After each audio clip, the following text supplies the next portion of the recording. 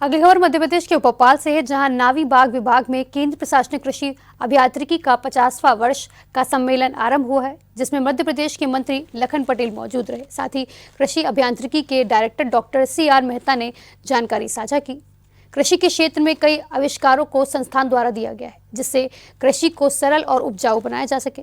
भविष्य में भी किसान की सहायता के लिए अनुसंधान द्वारा प्रयोग किए जाएंगे, जो कृषि को नई ऊंचाइयों तक लेकर जाएंगे।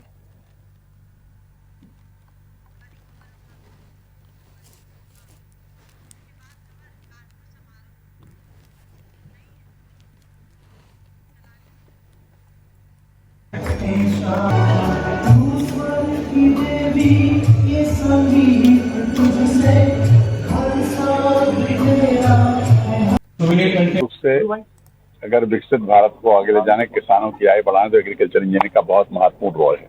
जैसे मैंने अपने उद्बोधन में कहा कि पहले किसान सोचता था कि खेती करेंगे कैसे, और जो बैलेंस से खेती होती तो कई बार बरसात आते आते तक भी पूरी थ्रेशिंग नहीं हो पाती।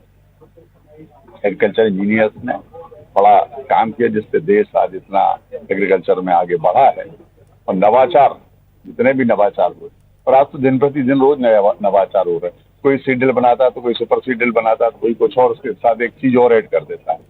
तो लेकिन वो चीज जब शुरू करना होती है तब ज्यादा कठिनाई होती है। इम्प्रूवमेंट करना तो सरल काम है, लेकिन उसको शुरुआत करना ही बड़ा काम है।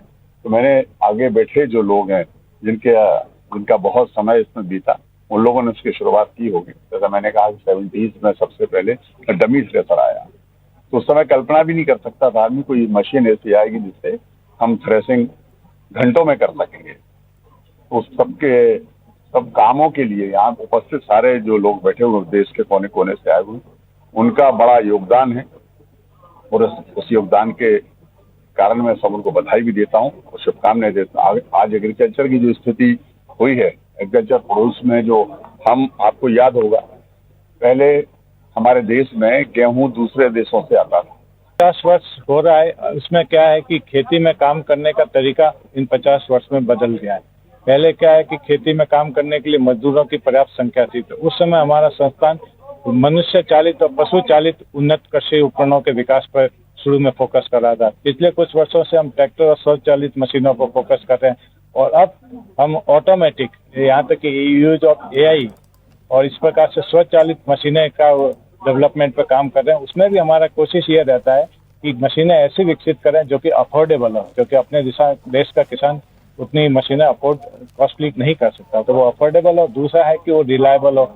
तो इसमें यह है कि आगे अपेक्षित है कि खेती में जो काम होगा वो स्वचालित मशीनों से ज्यादा होगा। किसान सर्विस प्रोवाइडर के थ्रू मशीनों को हायर करेंगे, अपनी खेती का पर्टिकुलर काम कराएंगे।